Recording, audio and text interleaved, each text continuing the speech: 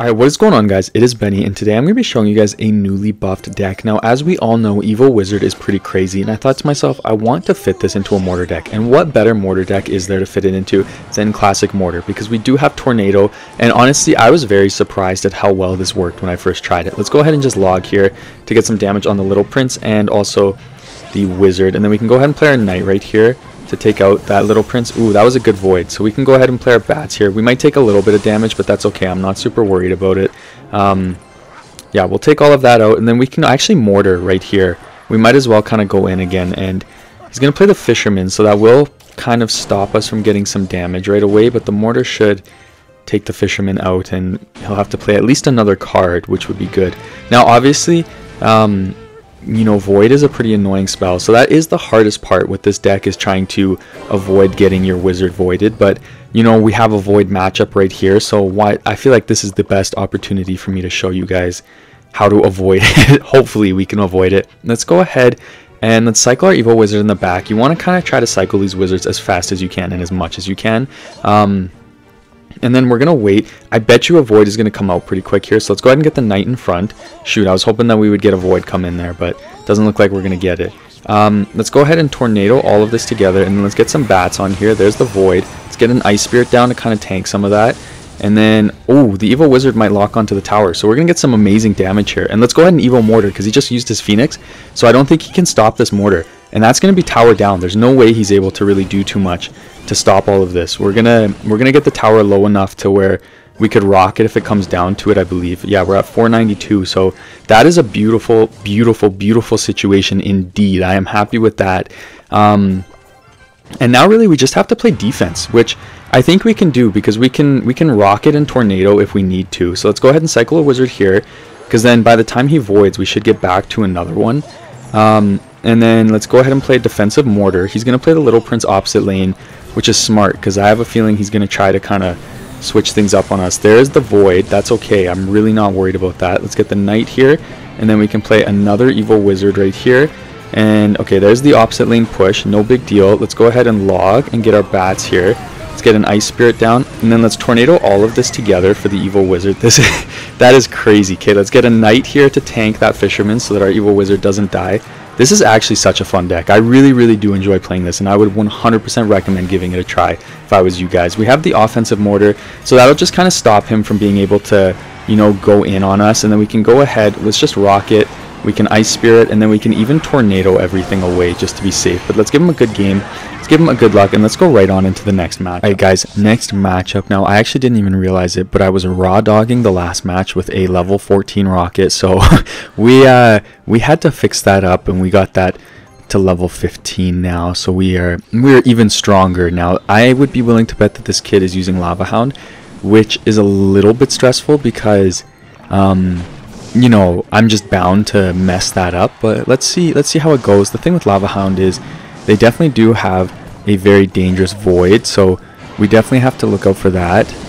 We almost just messed up that rocket. That could have been so bad. Oh my goodness. Okay, well, I'm glad we didn't mess that up. I guess the one nice redeeming thing is the fact that we can rocket and Tornado. So, you know, if we do that perfectly, we can get the win here. Are we going to be able to do that perfectly? I honestly have no idea. It's tough, because we can't really punish this guy for playing that Lava Hound each time. We can go ahead and we can play our Mortar, and we can get a little bit of damage like that, but it's really hard to punish like I usually would when I'm playing against a deck like Lava Hound. So, you know, that is one thing for sure. Let's go ahead. Let's just play our bats here to counter those barbarians, and then let's see if he uses a spell on the bats, then he's kind of a dummy, honestly, but we'll see. Really good damage that he got there, so let's go ahead and play our Knight here. Honestly, I didn't expect the barbarians to do quite that much, so that's a little depressing. Let's just play the Ice Spirit here for the balloon, and then why don't we Tornado all of this back, and then we're gonna have to eat some damage from that balloon. I'm gonna be honest, but that's okay. I'm not super mad about that.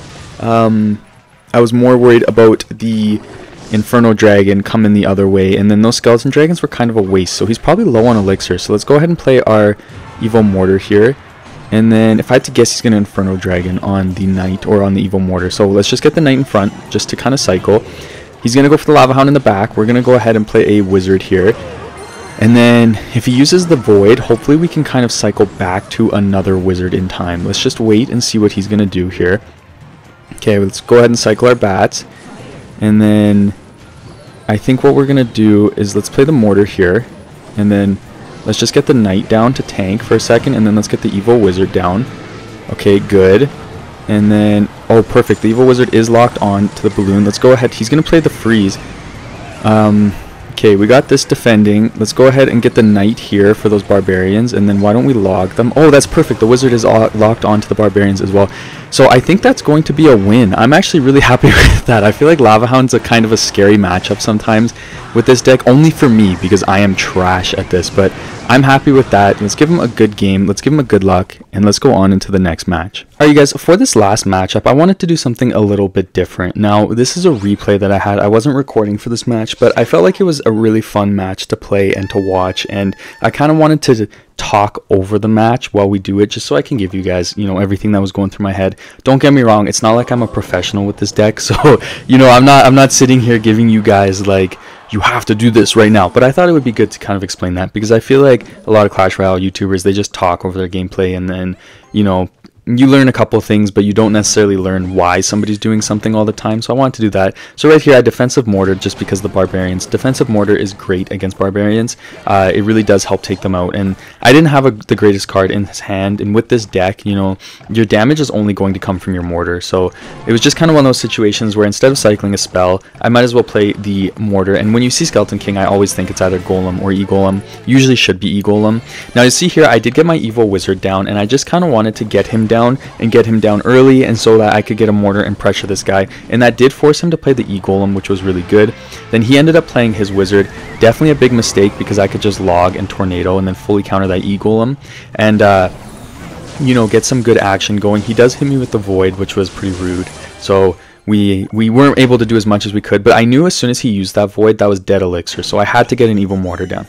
And we do end up getting the Evo Mortar lock. Now, the only bad thing, unfortunately, is this loser hit me with the E-barbs, so we did have to play our wizard to defend that. And in this situation, this is where, you know, it kind of sucks, because I know right now that I'm down on elixir because I had to play that wizard like that. I know that he doesn't really have to counter it, so I'm playing my knight in front with the only hope that I can force out a counter from him so that he can't build up a massive push. So you'll see here, he played the Skeleton King and he played the Witch, which was amazing for me. If he would have got an Egolem down, I would have been done. I would have lost the game right there. But I played the knight in front, so I was trying to get a little bit of, you know, kind of bait out some of his counters so that we could get something going. We played the mortar again here. That just baited out his wizard, which, I mean, I'm fine with. This deck that this guy is playing, it's really dangerous when they have the Evo Wizard and they have the Night Witch down with the Egolem. The Skeleton King, I'm really not worried about. Obviously, rocketing that pump as soon as we can. You want to get that pump down immediately so that they can't get damage. Now, he Golemed in the back here, and usually I would play Defensive Mortar, but because he did it in the back and because he had just lost his pump, I decided to go for an offensive mortar so that he can't build up a massive push. And then it ends up working out for me because I can play the log, and I know my bats are going to take out the left side, and then I can just Evo Wizard on the right, get my knight in front to kind of tank, and then I'm just going to tornado on the right side. And all of a sudden he does play the Egolem. So at this point I'm freaking panicking. I'm like, holy crap, I am in trouble, especially because the Wizard Death Blast took out my bats. I had forgotten about that. So I'm tornadoing the Egolem off. I'm sitting here and I'm like, damn, like I just choked this match. But we do end up defending properly. Well, I shouldn't say properly. We end up defending because we don't lose our tower. And at this point, I know he doesn't have really the spell damage to win. And I have the Evo Wizard down, and I have the counter push, and I know this is my chance, and I have to push the advantage here. Now, I'm saving my tornado. I'm not using my tornado for a lock. I'm saving my tornado for my wizard, because the absolute value that I can get when using my tornado with my wizard is insane. And I end up getting a lock on tower, which is going to give me a ton of damage. Now, he decided to void the tower, which was so dumb. I don't know why he did that, because he would have won if he would have voided my mortar and then went for my tower instead. But we do end up getting the win. Now, thank you so much for watching, guys. I really appreciate it, and I hope that you guys enjoyed, and I look forward to seeing you guys in the next one.